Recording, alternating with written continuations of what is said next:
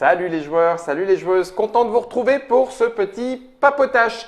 Alors vous le savez, sur Trick Track, un papotage, ça veut dire qu'il y a un sujet connexe ou un sujet autour du jeu de société et on va en profiter pour discuter. Pas forcément s'amuser, mais discuter. Et là, le projet s'appelle l'objet, oui c'est ça, l'entité s'appelle Tamagame.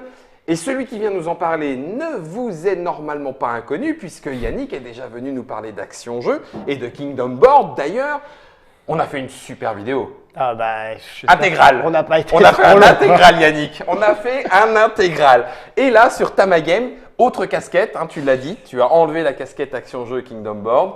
Tu mets la casquette Tamagame. Tout à fait. Tamagame, on le voit à l'écran. Qu'est-ce que c'est? Alors, Tamagame, c'est une solution de prototypage pour les jeux de manière dématérialisée. Les auteurs et les testeurs de jeux, ouvrez grand vos oreilles. Je pense que là, il y a dû y avoir du C'est ça. D'accord. Et aussi un moyen de communication qui est un peu innovant, puisqu'il y a déjà des plateformes qui existent là-dessus. Et puis, on va revenir un peu sur la genèse. En fait, une société qui s'appelle Tamash Place, qui est une grosse société qui existe depuis 5 ans dans tout ce qui est milieu informatique et visioconférence pour des grosses sociétés, a créé une solution qui permet, comme Skype, d'avoir la possibilité d'être en visioconférence et tout ça de manière live, mais également a pu une plus-value par rapport à cette fonctionnalité qui s'appelle Skype, qui permet de créer une table virtuelle de réunion pour des grosses sociétés, où n'importe qui prend n'importe quel document de son ordinateur, le prend, le click and drop sur une table virtuelle. Et ça se matérialise pour tout le monde. Et tout le monde peut travailler dessus. D'accord. Donc c'est une société assez conséquente puisqu'elle a 5 ans. Elle est de quelle origine? Elle est de Bordeaux. Elle est de Bordeaux, ah oui, donc voilà. pas loin de chez toi. C'est ça, c'est un peu la raison pour laquelle j'ai été un peu dans ce projet. D'accord, ok, voilà. Je comprends tout. La mafia bordelaise, une fois encore, a frappé. Ah oui. Du coup, ce qui s'est passé, c'est que cette société a comme client des petites sociétés un petit peu connues, Airbus, Dassault, Bouygues, les hôtels Accor. Les hôtels Accor, voilà. Donc ils font de la visiocollaboration et avec plein d'outils pour ces grosses sociétés. Et du coup, un des concepteurs de ce logiciel, qui est déjà qui a créé ce logiciel il y a presque 7 ou 8 ans, en fait, a créé, est un joueur de jeux vidéo, de jeux de société. Et à l'origine, il a créé ça parce qu'il voulait jouer à des jeux dématérialisés pour lui. Et il s'est rendu compte que dans le milieu du jeu de société, c'était un petit peu compliqué de trouver un modèle économique par rapport à ça. Et du coup, il s'est téléporté dans le milieu des sociétés. Et ça marche plutôt très très bien même. Oui, parce que là, en l'occurrence, ça devient un service qui leur vend. Tout à fait. Alors, la solution qui est proposée par Tamaplace, qui a comme logiciel Tamashare, voilà, T-A-M-A-S H-A-R-E. Oui, to share, partager, voilà. To share, partager. Vous pouvez regarder sur Internet. Permet donc pour ces grosses sociétés d'avoir une solution et une table. Ils font de la location de tables avec toutes ces fonctionnalités. Sur la plateforme Tamashare. Sur une plateforme. Ils font même des applications dédiées pour ces grosses sociétés comme Airbus ou Dassault. Et des marques blanches, ce qu'on appelle. Et du coup, vu qu'il était joueur de jeux de société, il s'est dit j'aimerais bien un peu revenir aux sources. Et on a été présenté en soirée. Et vu que même si soirée avec des masques ou... Ouais, c'est ça. Je peux pas le dire. Et du coup, on a pas de souci. Et du coup, on a été présenté en soirée et il m'a dit écoute, tu as un peu de relationnel dans le milieu du jeu, puisque je pense commencer à connaître pas mal de monde. Moi, j'ai l'outil. Et on va essayer de travailler ensemble. De là, on s'est lancé dans ce projet qui est du coup une petite filiale de leur grosse société. D'accord. Donc qui ne nécessite pas, mais il faut quand même du développement et du financement. Il y a du boulot derrière. Et du coup, on était parti sur quelque chose de B2C. D'accord. Et le B2C, je me perds, je suis désolé. Non. Le B2C étant déjà occupé par des plateformes qui existent déjà, on s'est porté sur une réflexion. Le C, c'est pour client, hein. Le Oui. B2C, c'est Alors, oui, pour les clients, C'est pour vis-à-vis ça. des clients. c'est pour ça Voilà, que je préférais que tu précises. tout à fait. Le C, c'est bien pour client. Client, Ok, ou clients, ou voilà, les joueurs.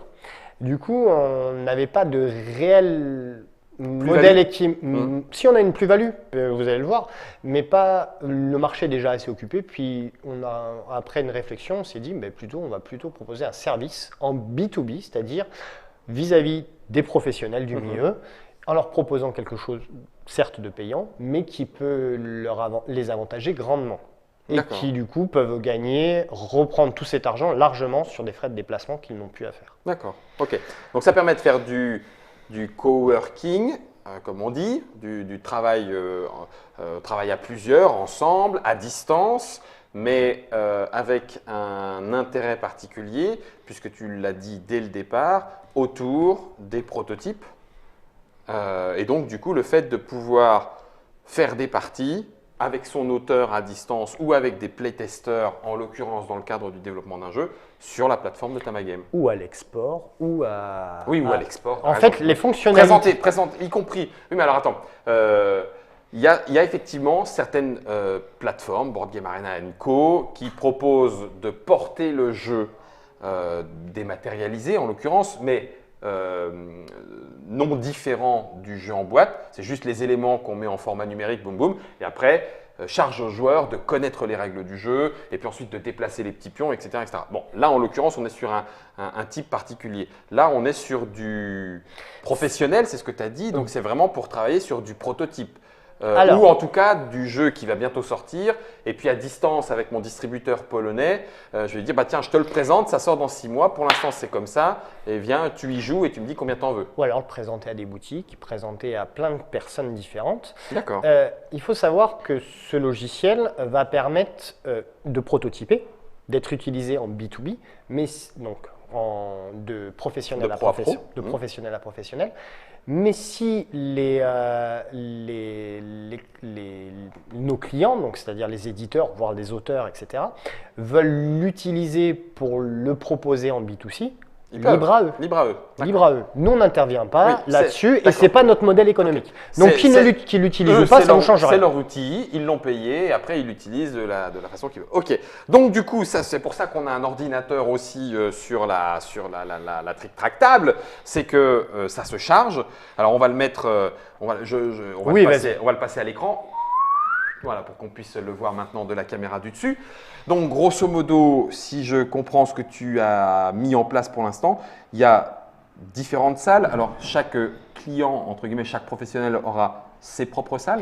Voilà. Alors, en fait, ce qui va se passer, c'est qu'un auteur, un éditeur ou même un distributeur va pouvoir, ce qui est pas mal, on est en Wi-Fi, va pouvoir avoir la possibilité d'avoir une salle de 6 personnes sur laquelle il va pouvoir prototyper son jeu. Ouais. Donc, on va l'aider dans un premier temps et après, de manière autonome, il pourra le faire lui-même. Ouais. D'accord. Et ben voilà pourquoi. Hop. Tamagame, le voilà. Voilà. Et du coup, il va pouvoir prototyper son jeu de manière même à terme, après avoir appréhendé notre logiciel de création, il faut à peu près 1 heure pour l'instant, mais avec le développement et puis du coup les clients, on pourra développer de plus en plus, etc.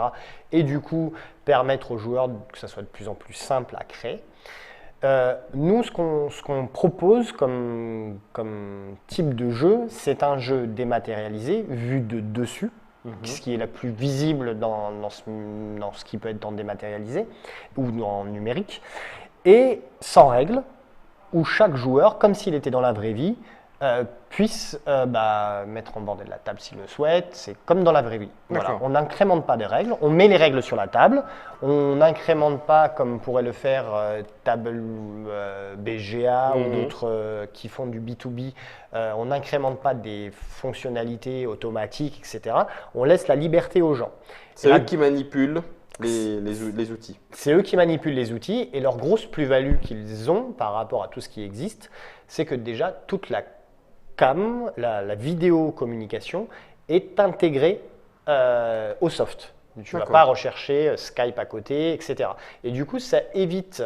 Alors on me dit, mais pourquoi faire? Pourquoi je ne prendrais pas les deux? Et bien du coup, plus tu prends le logiciel, plus tu as de chances qu'il y ait un dysfonctionnement au sein de chaque logiciel. Du coup, ça simplifie les choses. Donc, tu te retrouves, là, je vous décris un petit peu, tu te retrouves avec une page avec des contacts que tu peux…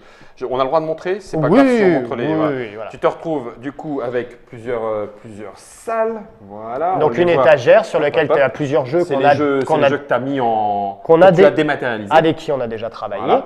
Et des contacts que tu peux inviter. Voilà. Et tu as donc c'est une application qui est générique. C'est une vraie application en dur. C'est pas du web. D'accord. C'est-à-dire c'est ce qui permet tu aussi. Tu l'as chargé sur ton ordinateur. Tu la charges, tu la télécharges et ça te permet d'avoir quelque chose en dur, tout en bas, partie publique, qui te permet d'avoir pas de latence comme tu pourrais avoir sur une application web, etc. Oui. Je dis ça et il s'avère que voilà. C'est notre Wi-Fi qui est pas assez, c'est ça? Attends, je relève. Germain, reviens. Il va relever. On va finaliser. Tu vas regarder. On va y arriver. Donc du coup, l'auteur. Oui, Germain. Précise quand même que c'est un peu notre faute. On a un Wi-Fi qui est aléatoire. C'est le Wi-Fi. Bah oui, mais enfin, c'est le Trick Track qui est aléatoire depuis le début. À contrario, ça nécessite quand même un bon Wi-Fi. Voire une connexion, connexion puisque Internet ça reste quelque chose d'important. On a du son, de la vidéo, et ça ne marche pas on est dépendant des connexions Internet des gens. On ne peut pas faire J'entends bien. Plus simple plus facile. Voilà. Je reprends le fonctionnement.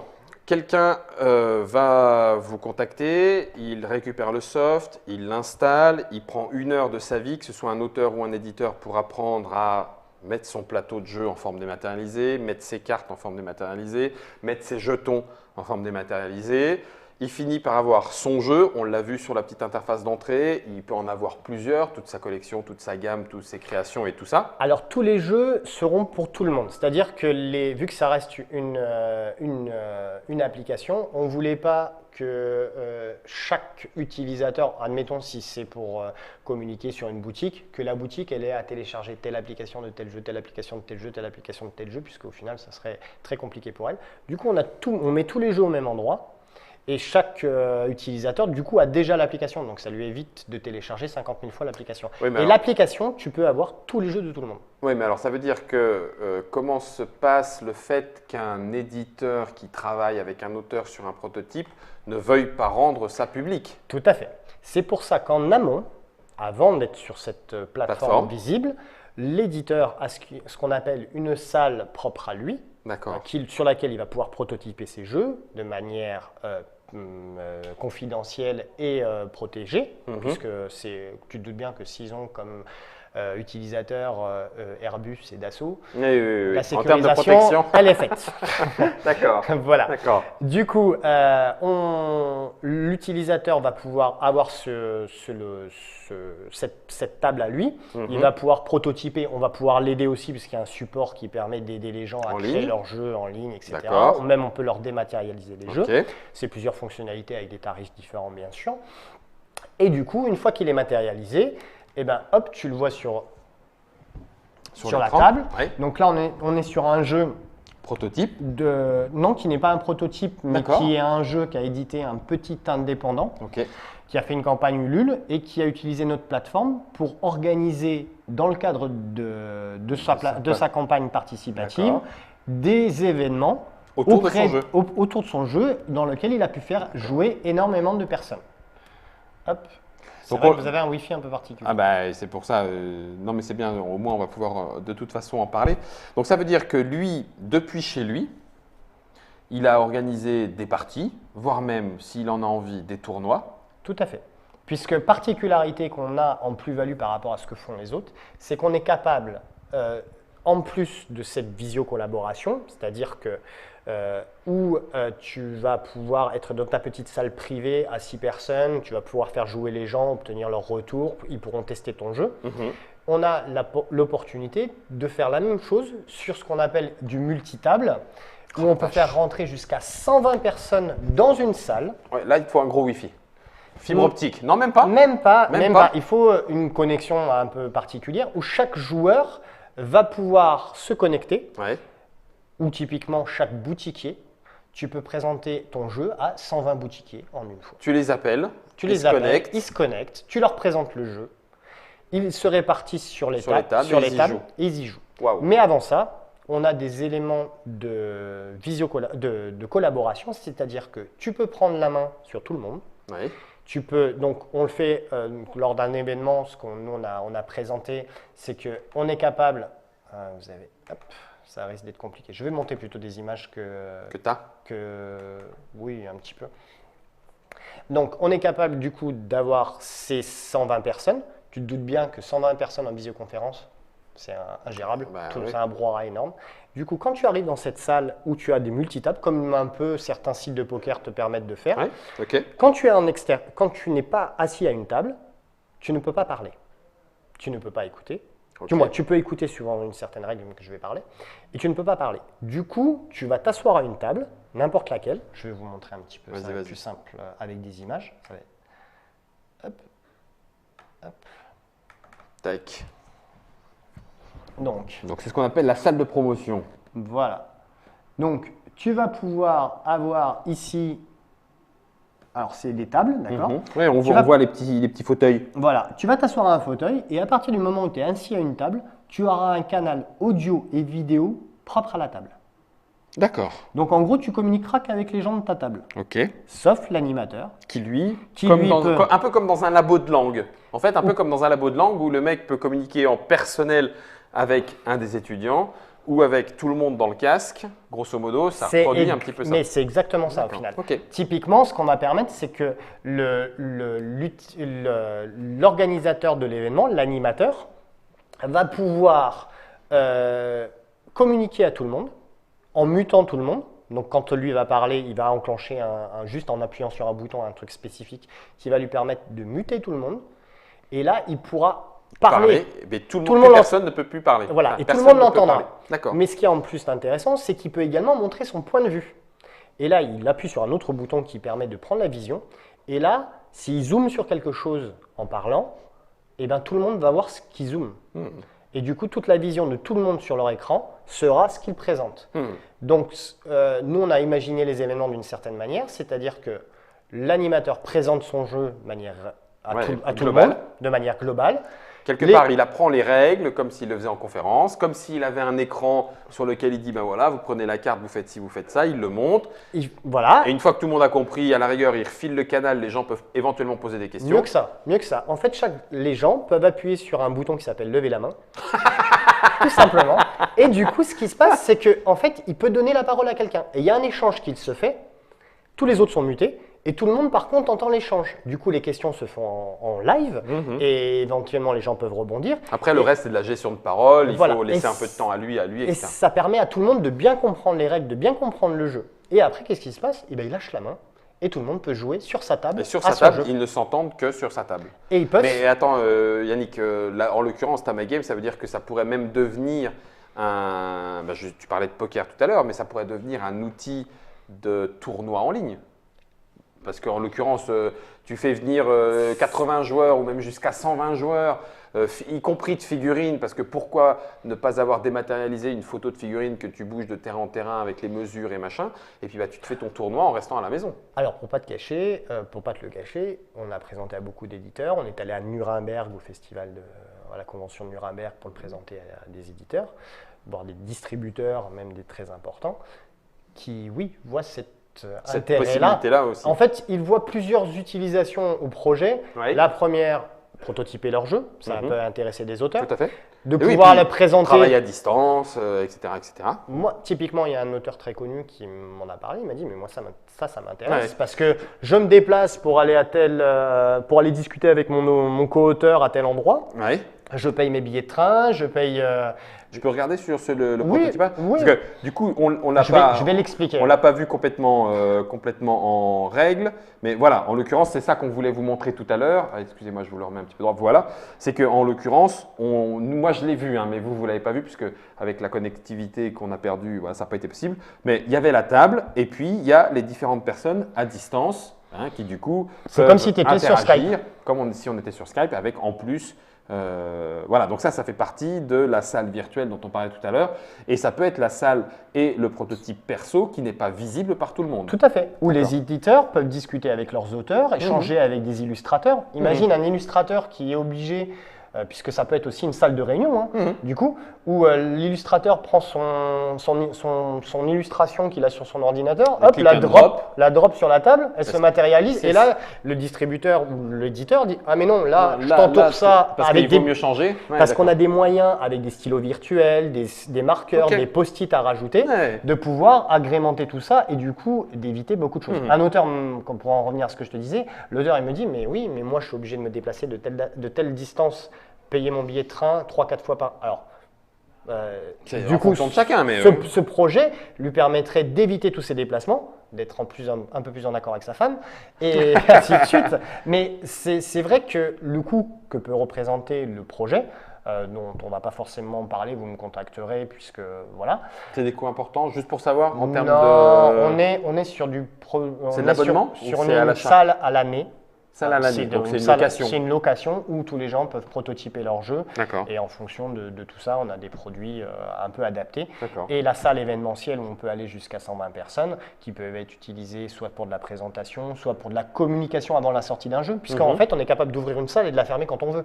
Donc un éditeur, avant la sortie de son jeu, il l'ouvre pendant 15 jours, les gens il communique dessus, il fait des événements, il organise des tournois, de pas mal de choses.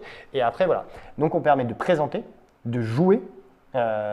Donc quand on fait cette présentation, après de débriefer, ce qui fait que l'auteur ou l'éditeur peut basculer de table en table pour recueillir le feedback des gens, et on peut également streamer et renvoyer ça sur YouTube, sur Facebook, en Facebook Live, etc.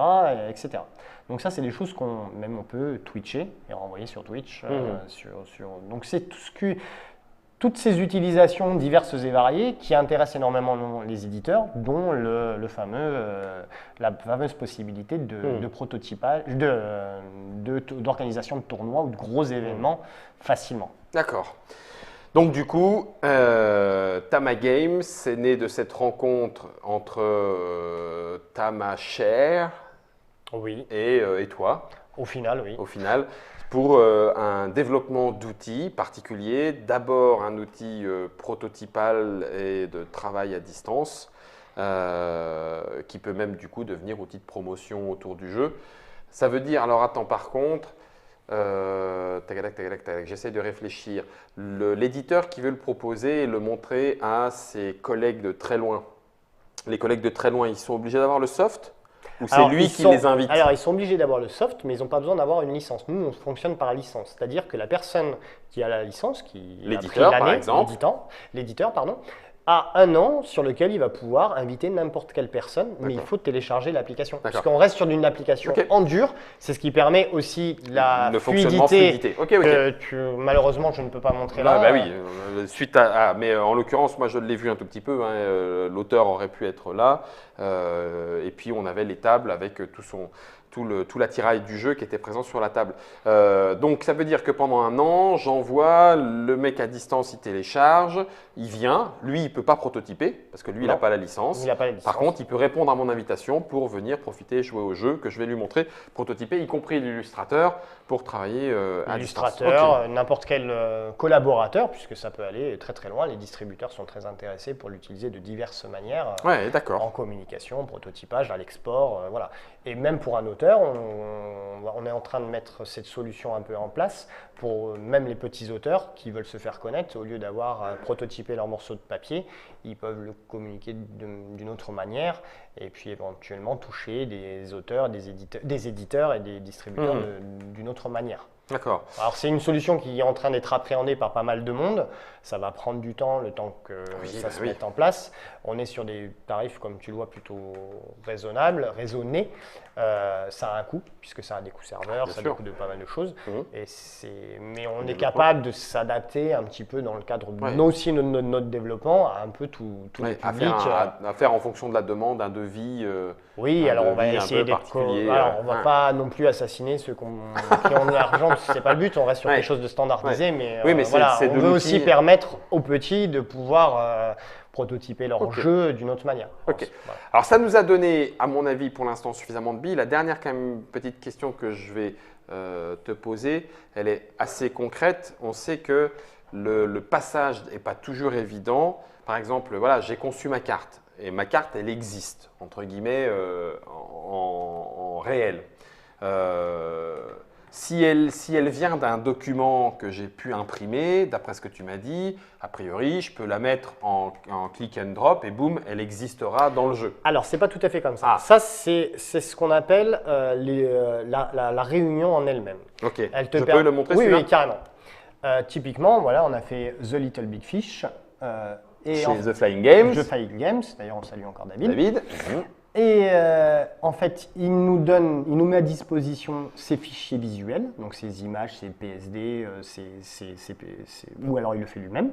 Mais dans un premier temps, nous, on favorise, on assiste les personnes pour le premier jeu. Donc, il nous donne ces visuels, on les importe, nous, on les met en lien avec des objets animés.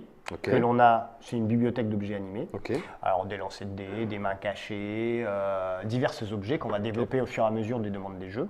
D'accord. On les met en lien, on les positionne via notre kit de développement. Assez simple, c'est un fichier Excel, à titre indicatif, pour le test. Un stagiaire de Tamagame, donc de Tamachère, de 14 ans, a produit un jeu en 48 heures. D'accord. Après avoir compris le machin, Voilà, il a rempli son fichier c'est Excel. très bim. simple, c'est quelque chose Ok. d'assez pratique. Donc nous, on établit après tout ça, on fait une première mise à jour, Mhm. d'accord. Et après, ils valident ou non. Ça, c'est D'accord. dans le cadre où si nous, on prototype le jeu. Et après, si ça leur va, eh bien, ils sont à disposition. D'accord. S'ils veulent le faire eux-mêmes, donc ils vont pouvoir incrémenter tout ça. Ouais. Et avec une touche, ils pourront créer leur jeu et l'incrémenter sur la table. Si j'ai des fichiers cartes, il faut que je vous envoie un fichier par carte. Bah, Parce que tu sais, des fois sur. Si elles sont toutes différentes, oui. Si elles ne sont pas différentes, non. On est capable de faire mais tout hein, c'est-à-dire que tout est customisable. Là, on a les cartes en elles-mêmes, oui, ça on a géré, les sabots de cartes qui se mélangent elles-mêmes, tout ça c'est des outils animés. On a les mains cachées, c'est-à-dire que si tu prends une carte dans un jeu et que tu la mets dans ta main, toi il faut bien que tu la vois. Donc tu as un espace dédié sur la table où quand toi là, tu as la carte retournée, les autres voient le dos. Oui, d'accord. Donc c'est une main cachée et les dés pareil, tu fais des dés à 10 faces, 20, 30, 50, Oui, c'est ça, tu 100 fais faces, là-dessus. c'est- Des meeples, bon, tu as envie de te dire, il suffit qu'ils soient pré-disponibles dans la bibliothèque. Et puis voilà, à la rigueur, tu dis que le rouge, c'est le soldat et le bleu, c'est le prêtre, et puis c'est parti. Mais je pensais plutôt, quand tu te fais un prototype, tu sais, tu te fais un fichier avec, on va dire, 9 cartes, 1, 2, 3, 4, 5, 6, 7, 8, 9, parce que pour l'instant, c'est ton prototype, tu l'imprimes et tu découpes tes 9 cartes. Là, il faut t'envoyer un fichier par carte, parce que tu ne vas pas pouvoir prédécouper le fichier. Voilà, en fait, il faut envoyer parce que la plupart du temps, de toute façon, même les petits auteurs, avant de faire leur découpe de cartes, ils les ont créés sur un fichier image. Donc à partir de là, nous, ce fichier image, on le récupère C'est ça, et d'accord. on en fait, Ouais, ok. et on peut permettre aux gens de le faire tout Et seul. après, tu le fais sur ton Excel et puis tu balances. Voilà, et puis pour l'instant, c'est un t'as fichier Excel, mais Ouais, après, au fur et à d'accord. mesure du développement, on va améliorer tout ça et puis on va le rendre de plus en plus intuitif pour permettre après aux gens de le faire D'accord. hyper simplement. D'accord, En d'accord. dématérialisation d'un jeu, pour nous, même assez complexe, quel qu'il soit, on est sur 2 jours. 2 jours. D'accord. 2 jours pour avoir son jeu sur Tamagame. Alors, c'était Yannick qui est venu nous le présenter. Yannick avec Tamachère, ce qui a donné Tamagame, qui est là à l'écran. C'est l'outil de... Alors oui, c'est quand même finalement un outil multifacette aussi. Hein. C'est un petit peu un couteau suisse parce qu'en l'occurrence, donc tu te prototypes, Tu communiques. coworking, communication à distance, tournoi éventuellement, présentation et promotion du jeu. Voilà, tout ça peut se faire autour de Tamagame en sachant que ça reste là pour le coup, et c'est pour ça que tu es venu aussi le présenter, un outil. Là pour le coup, qui n'est pas développé pour le petit bonheur de la communauté, c'est quelque chose que tu loues, enfin que tu achètes pour la Voilà. licence et Il y a ensuite un- que tu loues pour la salle. Il y a et un modèle l'utilisation. économique étudié, c'est quelque chose de... voilà, on n'est plus dans la version action-jeu où on était sur quelque chose d'associatif, même si maintenant on passe aux sociétés, c'est toujours le même principe. Là, on est vraiment sur quelque chose De professionnel. réfléchi, de professionnel. Ouais. Et vu les personnes qui sont derrière et puis leurs clients déjà, on est sur quelque chose de maîtrisé en sachant que à chaque fois qu'il y a un développement qui va être fait dans cette société principale via ces gros Oui, clients, ça eh sera ben, répercuté. on va en Toute bénéficier. amélioration sera Voilà. bénéficiaire. Donc, Pour ceux qui l'utiliseront, c'était Tamagame. Est-ce qu'on a fait le tour, Yannick? Bah, je pense que oui. Hein? Après, si les gens ont des questions, qu'ils n'hésitent pas soit à venir sur le site de tamagame.com, Oui, tout à soit fait. sur notre page Facebook, Voilà. ou alors me contacter directement. Mais Je pense que Yannick sera à même de pouvoir vous faire une petite démo avec un Wi-Fi qui fonctionnera un petit peu mieux. Mais là, en l'occurrence, moi, de toute façon, alors, vous n'êtes pas obligé de faire confiance. Hein. Moi, j'ai vu, et vous avez vu un petit peu les salles. On aurait pu essayer de revenir sur la salle. Tiens, vas-y, essaye de revenir juste pour voir pendant qu'on fait la conclusion. Parce qu'au moment, c'est au moment où on va s'arrêter que finalement, le Tamagame, il va se lancer et puis que ça va marcher pour de bon. Là, Juste à l'origine, ce qu'il faut dire, c'est qu'à l'origine, j'ai mon collaborateur qui est à Bordeaux et on devait faire un live en plus oui, bah, c'est de pour ça la que vidéo. moi, je l'ai aperçu dans le coin. Tu sais, il s'est Et mis à il nous bouger et attend. tout. Il s'est mis à bouger avec les sourcils comme ça. Je me suis dit, ouais, il est en train d'entendre un truc. Et, oh mince, vous avez été déconnecté. Bon, bah écoute, c'est pas de bol. Et l'avantage, c'est qu'on voulait montrer la fluidité du logiciel. Avec la petite musique. Du coup, c'est vrai que là, par rapport à Bah, tout ça, ça sera le Wi-Fi. Tu pourras dire hein, que c'est le Wi-Fi d'ici hein, qui t'aura fait foirer le truc. Ou alors, il faut qu'on coupe tric-trac. Puis qu'on utilise toutes les. Bon, on va voir si ça fonctionne. On va voir si ça fonctionne. En tout cas, toujours est-il que. Eh ben voilà. Ouais, attends, j'entends. Bah, Es-tu là?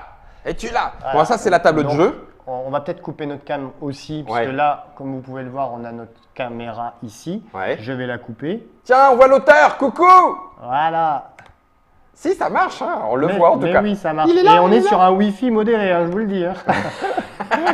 Est-ce que tu nous entends, Pierre? Nous, on a coupé notre cam parce que tu n'as pas besoin de nous voir, mais nous, on est content de te voir. Bon, alors juste pendant que j'y suis, donc Ouais. les fameux boutons dont je vous parlais. Ouais. Donc on voit les mains de toutes les personnes qui sont présentes. Donc Ouais. vous voyez, c'est le petit icône. Et en bas à droite, vous avez. Dis voir, Germain. L'écran, ça dit problème réseau, vérifiez votre connexion. Oui, ah bah, donc si on a tu des veux, problèmes voilà, de connexion, c'est ça. mais ça va quand même permettre de De voir voir tout un ça. petit peu plus. Donc là, on est sur un jeu avec des choses qui ont été modélisées et préparées pour Il y en a- ce jeu-là. Il y en a un paquet. Hein, Donc dis il y a donc. beaucoup de choses parce que son jeu nécessitait beaucoup de choses. Ouais. Et en bas à droite, c'est ce que je vous expliquais. Ouais. On a la petite touche ici qui permet de lever la main, celle-ci qui permet de prendre la visibilité sur tout le monde et D'accord. celle-là de muter tout le monde. Donc c'est des choses très intuitives en sachant que le soft marche d'une certaine manière qui permet à chaque fois que vous cliquez sur un objet, Ouais. n'importe lequel qu'il soit, en bas vous avez une toolbar qui vous permet de montrer les actions que vous pouvez faire dessus. Ah oui, Tout d'accord. simplement. Alors, soit tu double-cliques et tu peux retourner une carte de manière assez intuitive, Ouais. soit en bas, tu as la toolbar qui te permet de tourner la carte en fonction des jeux, de la retourner, de modifier D'accord. un tas, etc. Il y a pour l'instant pas la gestion de la règle du jeu. Le jeu est réglé par les humains. Et on veut pas, c'est un choix délibéré de ne pas permettre la gestion par une IA. On part de ce principe-là qu'on ne veut pas d'IA pour avoir la sensation, avec la visioconférence, d'être autour d'une table. Alors on perd quand même, Oui, on oui, n'écarte d'accord, rien, oui, bah oui. mais du coup on se rapproche vraiment, pour les personnes qui l'ont essayé, de quelque chose qui correspond à un environnement où vous êtes autour d'une Un table. environnement social de joueurs. Voilà. Allez, C'est plutôt on va le dire intéressant. ça comme ça. En l'occurrence, du coup, c'est pas à destination des joueurs qui veulent jouer avec leurs potes à distance. Non, C'est un parce outil que c'est un outil pro. D'accord. Ok. Voilà, on nous l'a demandé, Ça a été mais choisi, nous mais- derrière, il faut aussi, il y a énormément de coûts de serveur, puisque là on est sur de la visioconférence, donc ça utilise beaucoup, et c'était pas viable de permettre, ou alors on aurait fait payer des abonnements à des joueurs, et puis… Oui, on est il sur y a- un autre modèle, voilà, il y a sur plein une de autre choses qui existent proposition. déjà, Il y a des et- choses. Voilà, c'est ça. Tu arrives sur un marché qui est un tout petit peu aussi concurrentiel. En Voilà. l'occurrence, c'était Tamagame avec Yannick. Merci beaucoup. Et Yannick. Pierre, du coup, qu'on a Et pas vu. Pierre, mais vous l'avez vu de loin, il a Aperçu. aperçu, il avait fait une campagne de financement et il s'est servi de Tamagame lors de sa campagne de financement. Alors, non, c'était mon collaborateur qui a d'accord. créé le soft, mais c'est vrai qu'on a permis, par un auteur indépendant, qui avait du mal avec sa campagne participative, à communiquer par rapport à ça, parce que c'est très compliqué, malgré qu'il ait fait énormément de festivals, à présenter son jeu. Il bloquait à peu près à 45% de sa campagne. Ah oui. Et au milieu de la campagne, il a pris Tamagame, donc ça lui a coûté un peu de l'argent, il a réussi à faire son financement à En force, démontrant le jeu, en à gauche et à droite. démontrant, etc. D'accord. Juste à titre indicatif, c'est quelqu'un qui a vraiment tout donné pour ça, puisqu'il a même vendu son appartement pour créer son jeu. Allez, Ah oui, non, c'est juste une histoire, mais fantastique. Et du coup, Waouh. voilà. Et D'accord. on est très heureux de l'avoir pu l'aider. Son rêve est réalisé. Voilà. C'était Tamagame, voilà, le petit papotage. Quand on vous disait que c'était à la périphérie du jeu de société, en l'occurrence c'est à la périphérie et un petit peu au centre, que vous soyez auteur, que vous soyez éditeur, voire même peut-être distributeur, si vous êtes à la recherche d'un outil de coworking à distance et de promotion, voilà, il y a une solution qui existe, une particulière qui a été développée autour du ludique. Elle s'appelle Tamagame. Merci beaucoup Yannick. Merci à toi. Et puis Pour cet après-midi. qu'on se le dise, nous, quoi qu'il en soit dans la Trick Track Télé, ça nous arrive de nous retrouver en vrai, en pot et en live autour du jeu. Et on en jouera à d'autres, des boîtes encore et toujours, avec Germain à la réalisation, qui lui joue sur sa TriCaster. C'est une histoire de jeu de A jusqu'à Z. Amusez-vous bien, ciao!